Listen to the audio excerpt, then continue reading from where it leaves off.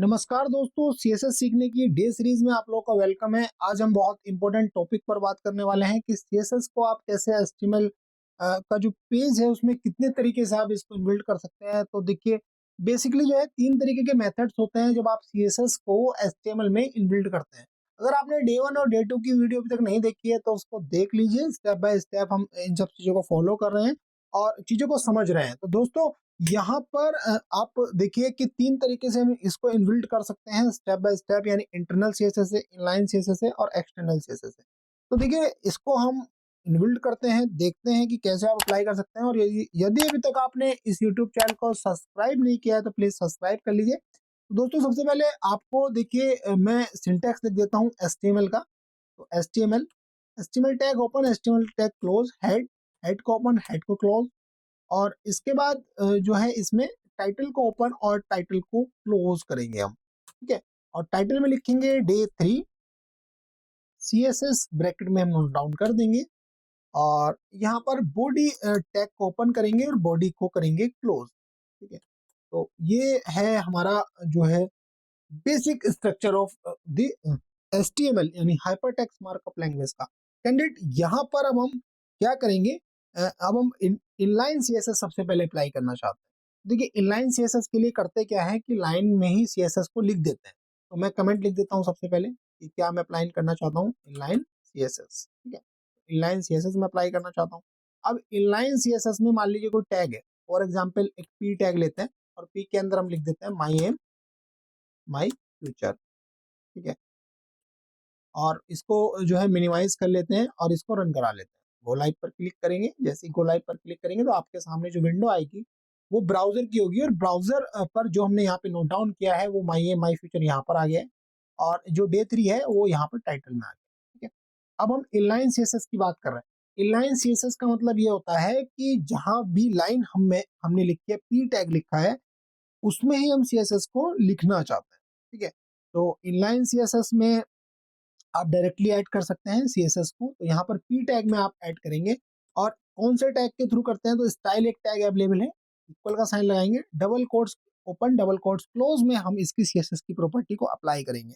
For example, मैं इसका colour करना चाहता हूँ, कलर कोलन, और जो भी आपको कलर करना है, फॉर एग्जाम्पल यहाँ पर ब्राउन कलर अप्लाई कर देते हैं तो ये ब्राउन कलर का होकर आ गया। ठीक है, या फिर हम ब्लू कलर अप्लाई कर देते हैं तो ब्लू कलर का आ जाएगा। ठीक है, तो इस तरीके से आप क्या कर सकते हैं, इनलाइन सीएसएस लगा सकते हैं। कलर, फॉन्ट का साइज थोड़ा सा बढ़ाना चाहते हैं तो मल्टीपल प्रॉपर्टीज भी आप अप्लाई कर सकते हैं। तो यहाँ सेमी कॉलन लगा देंगे, और फॉन्ट साइज आप 25 पिक्सल्स कर देंगे। ठीक है, और यहाँ पर इसकी फॉन्ट फैमिली जो भी है तो फॉन्ट फैमिली अप्लाई कर दी। तो क्या आप देख पा रहे हैं कि आपने ये देखा कि इनलाइन सीएसएस भी हम लगा सकते हैं। तो फर्स्ट जो मेथड है जिससे हम सीएसएस को इनबिल्ड कर सकते हैं इसमें, तो वो है इनलाइन सीएसएस। इनलाइन सीएसएस में सीधे लाइन में आप सीएसएस लिख सकते हैं। ठीक है, इनलाइन सीएसएस को डायरेक्टली ऐड किया जाता है विद इन एचटीएमएल एलिमेंट के स्टाइल एट्रीब्यूट के थ्रू, और ये काफी यूजफुल है अप्लाई करने के लिए।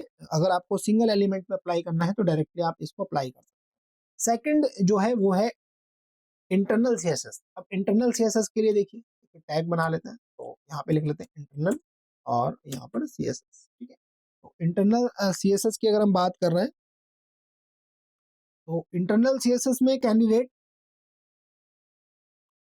फॉर एग्जांपल हमने कोई टैग लिखा, हमने लिखा H3, और S3 में यहाँ पर हमने लिख दिया है welcome to my M my future channel. ठीक है, ये हमने लिख दिया है। अब ये आ गया welcome to my M my future channel. ठीक है, तो अब हम इसको क्या करना चाहते हैं, इंटरनल सीएसएस अप्लाई करना चाहते हैं। तो इंटरनल सीएसएस के लिए कैंडिडेट जो सीएसएस लिखी जाती है वो हेड सेक्शन में लिखी जाती है, और हेड सेक्शन में स्टाइल टैग को ओपन करेंगे और स्टाइल को क्लोज करेंगे, इसके अंदर सीएसएस अप्लाई होती है। तो फॉर एग्जाम्पल, मैं इसका सीएसएस अप्लाई करना चाहता हूँ, तो यहाँ पर हम सबसे पहले टैग का नाम देंगे जिस टैग पर आपको अप्लाई करना है। ठीक है, S3, curly braces open, curly braces close. इसके अंदर हम कलर लिखेंगे, फॉर एग्जाम्पल कलर येलो। ठीक है, येलो लिख दिया। तो ये देख रहे हैं येलो कलर का ये आ गया welcome to my A my future. Yellow से अच्छा हम लिखते हैं रेड, थोड़ा ज्यादा विजिबल रहेगा। ठीक है, ये आ गया red. Background colour yellow. For example yellow apply करते हैं तो बैकग्राउंड में येलो आ गया। फॉन्ट फैमिली, यहाँ पर मल्टीपल टाइप्स की फॉन्ट फैमिली अवेलेबल है, तो ये फॉन्ट फैमिली हो गई, ठीक है। तो आप क्या देख पा रहे हैं कि आपने दो तरीके के मेथड देख लिए, एक तो इनलाइन सीएसएस और एक होती है इंटरनल सीएसएस। अब इनलाइन सीएसएस की रिक्वायरमेंट अलग होती है जहां पर हमें सिंगल टैग पर अप्लाई करना है, और अगर हमें इंटरनल सीएसएस की बात होती है तो वो लिखा जाता है स्टाइल टैग के अंदर, और एचटीएमएल के हेड सेक्शन में इसको लिखा जाता है। ये मेथड काफी यूजफुल है सिंगल पेज के लिए, या फिर आप के लिए बहुत यूजफुल है। अब जो लास्ट सीएसएस आती है वो आती है एक्सटर्नल सीएसएस। अब एक्सटर्नल सीएसएस में क्या होता है कि जो सीएसएस का जो पार्ट है, जो भी हमने देखिए स्टाइल टैग के अंदर लिखा है, ये एक एक्सटर्नल फाइल में रखा जाता है, एक बाहरी फाइल में रखा जाता है और उसको लिंक कर दिया जाता है अपनी एचटीएमएल फाइल से।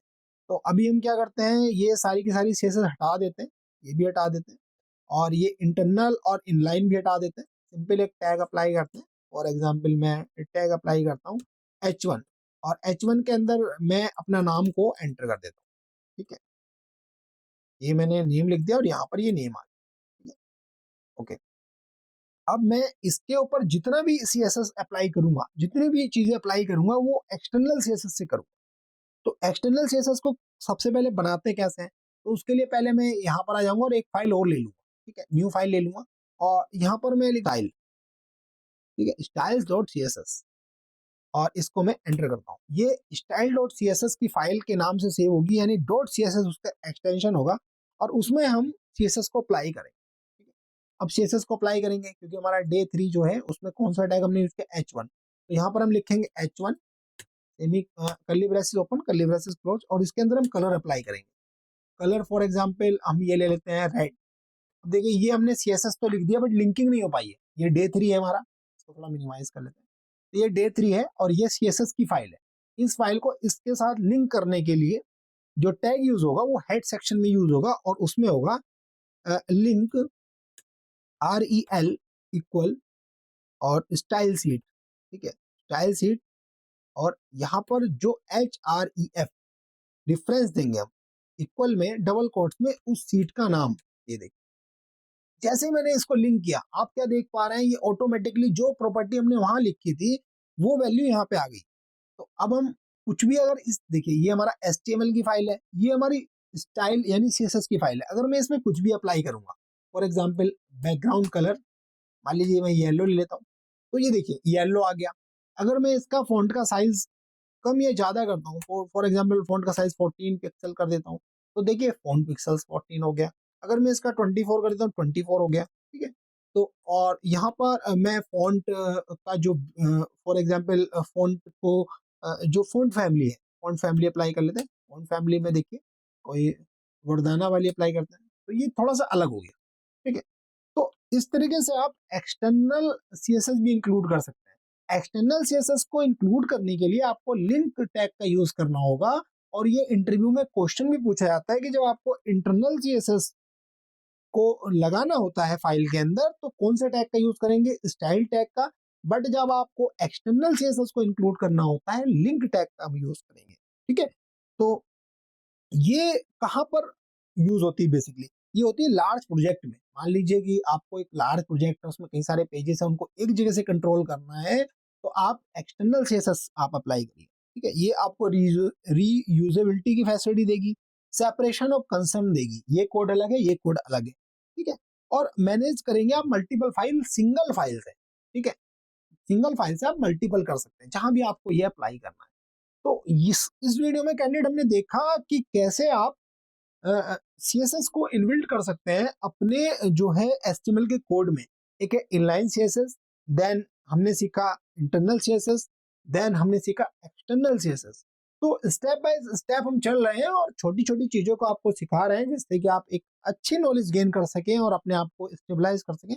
ये वीडियो आपको कैसे लगी ये कमेंट में जरूर बताइएगा, और स्टेप बाय स्टेप जो है इन वीडियोस को देखिए। यूट्यूब चैनल को लाइक एंड सब्सक्राइब करिए और फॉलो कीजिए, और मिलते हैं नेक्स्ट वीडियो में। Thanks for watching this video, have a nice day.